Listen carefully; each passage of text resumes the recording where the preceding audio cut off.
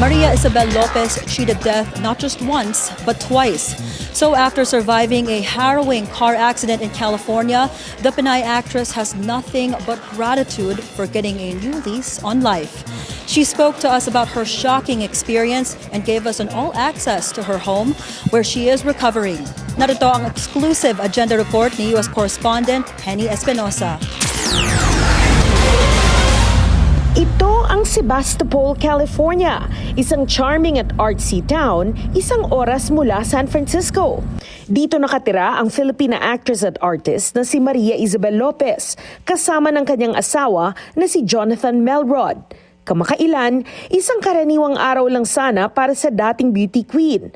Pero nauwi sa pinakamatinding aksidente sa kanyang buhay. Noong April 8, pauwi na sana si Maria Isabel Lopez. 5 minuto na lang sana at nasa bahay na siya dito sa Sebastopol nang biglang nabangga ang kanyang kotse sa intersection ng Hessel Road at Gravenstein Highway at sa lakas ng pagkabangga ay umikot ang kanyang sasakyan. Ayon kay Lopez, napakabilis ng mga pangyayari. Hindi siya yung harap na head-on collision. Medyo lihis ng konting ganon.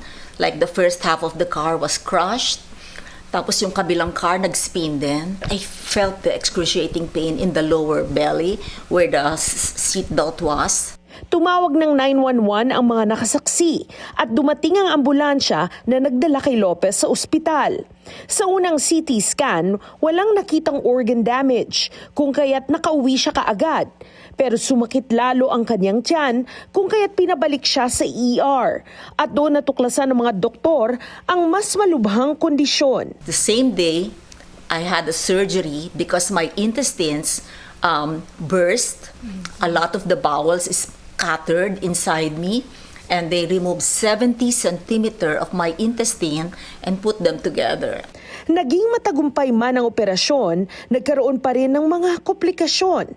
Tumaas ang kanyang blood platelets at naimpeksyon ang kanyang sugat, kaya kinailangan itong muling buksan.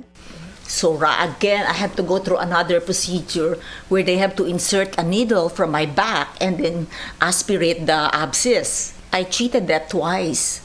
One is the car accident, and the second one was the sepsis. And then I was like fortunate na God was on my side.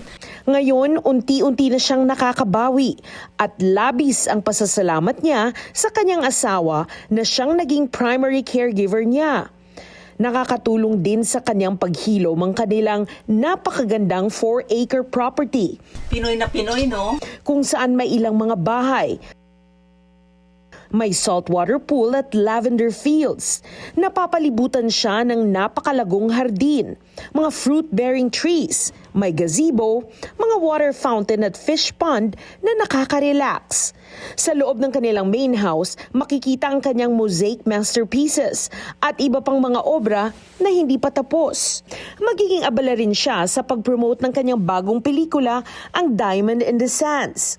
Mula sa isang malubhang aksidente hanggang sa kanyang muling pagbangon, mas pinapahalagahan na ngayon ni Maria Isabel Lopez ang buhay.